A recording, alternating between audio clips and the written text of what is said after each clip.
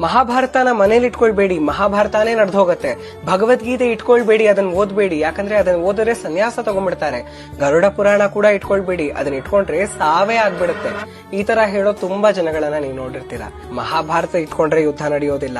ಅತ್ತೆ ಸೊಸೆ ಕಿತ್ತಾಟ ತೋರಿಸ್ತಾ ಒಬ್ರಿಗೊಬ್ರು ವಿಷ ಹಾಕೋದನ್ನ ತೋರಿಸುವಂತಹ ಸೀರಿಯಲ್ಗಳು ನೋಡಿದ್ರೆ ಮನೆಗಳು ಹಾಳಾಗೋದು. ಮಹಾಭಾರತ ಇಟ್ಕೊಂಡ್ರೆ ಯುದ್ಧ ನಡೆಯೋಂಗಿದ್ರೆ ಎಲ್ಲಾ ಲೈಬ್ರರಿಗಳು ಇವತ್ತು ಯುದ್ಧ ಭೂಮಿ ಆಗಿರ್ಬೇಕಿತ್ತು.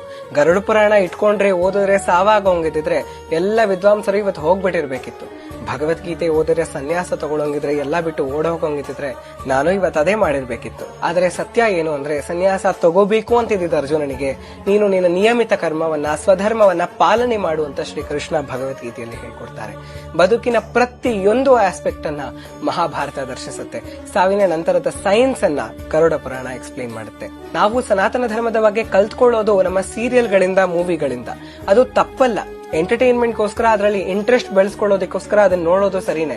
ಆದ್ರೆ ನಿಜವಾಗ್ಲೂ ಏನಾಯ್ತು, ಇತಿಹಾಸ ಏನು ಅಂತ ತಿಳ್ಕೊಳ್ಬೇಕು ಅಂದ್ರೆ ವಾಲ್ಮೀಕಿ ರಚಿತ ರಾಮಾಯಣವನ್ನ, ವ್ಯಾಸ ರಚಿತ ಮಹಾಭಾರತವನ್ನ, ಅದರದ್ದೇ ಭಾಗವಾದ ಭಗವದ್ಗೀತೆಯನ್ನ, ವ್ಯಾಸರೇ ರಚನೆ ಮಾಡಿರುವಂತಹ ಗರುಡ ಪುರಾಣವನ್ನ, ಅಷ್ಟಾದಶ ಪುರಾಣಗಳನ್ನ ನಾವು ಓದಬೇಕು.